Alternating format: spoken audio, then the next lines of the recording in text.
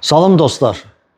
Arxa fonda Azərbaycan futbolçularını görürük, veteranlarını görürük, illərlə zəhmət çəkən oyuncuları görürük və düşünürəm bu gün onlar Fransa ilə oyuna çıxa bilmək şansı qazansaydılar, görürsən oyun necə olardı?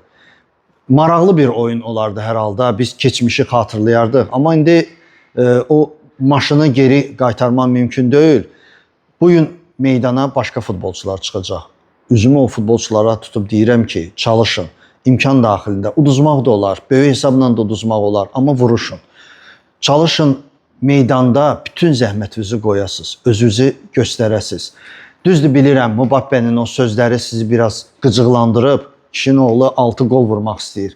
Amma imkan daxilində döyüşün. Oyundan sonra artıq oturub fikirləşəndə oyun haqqında deməyəsiniz ki, bu niyə belə alındı? Niyə biz yenə də böyük hesabla uduzduq? Vuruşmaq lazımdır. Uğurlar.